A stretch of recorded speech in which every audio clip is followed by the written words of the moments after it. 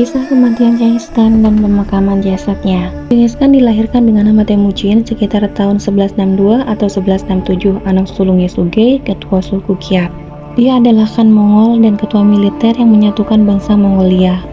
Dia pula yang mendirikan Kekaisaran Mongolia dengan menaklukkan sebagian besar wilayah Asia termasuk dinasti Qin di utara Tiongkok, Asia Barat, Asia Tengah, Persia, dan Mongolia.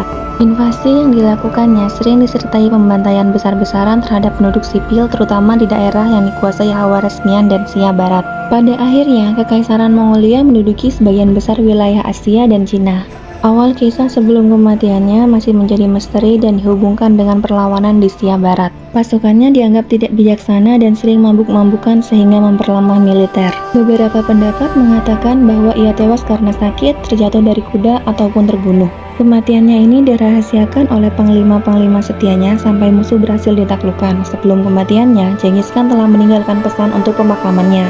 Dia meminta agar dimakamkan sesuai tradisi sukunya dan makam itu tak bertanda di tanah kelahirannya dekat Sungai Onon. Menurut sejarah, prosesi pemakamannya melibatkan sekitar 800 pasukan. Pasukan-pasukan ini dikisahkan telah membunuh semua orang yang mereka temui di sepanjang jalan menuju pemakaman. Hal ini dilakukan untuk melindungi lokasi pemakaman dan mencegah musuh menodai jenazahnya. Ketika mereka mencapai Sungai Onon, jenazah Genghis Khan dimakamkan tanpa tanda.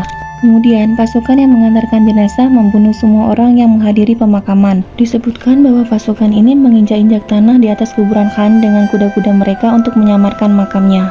Legenda lain mengatakan bahwa pasukan ini juga mengalihkan aliran Sungai Onon untuk menutupi makamnya. Setelah semuanya selesai, pasukan ini pun kembali meninggalkan lokasi. Di tengah perjalanan yang jauh dari makam, mereka dibunuh oleh sekelompok pasukan lain atau bunuh diri massal tanpa tersisa, sehingga tak satu pun orang yang mengetahui lokasi makam Genghis Khan. Dalam prosesi pemakaman ini tak terhitung berapa jumlah korban sipil sejak jenazah diantarkan hingga selesai dimakamkan. Yang pasti, sekitar 800 pasukan juga ikut menjadi korban. Menurut legenda, sekitar 2000 orang menghadiri pemakamannya dan setelah itu mereka dibunuh oleh pasukannya. Sumber lain menyebut area Gunung Burhan Khaldun sebagai situs pemakamannya disebut Ikhorik atau Great Tabu. Area seluas 240 km persegi ini ditutup oleh tentara Mongol. Memasuki wilayah ini bisa dihukum mati.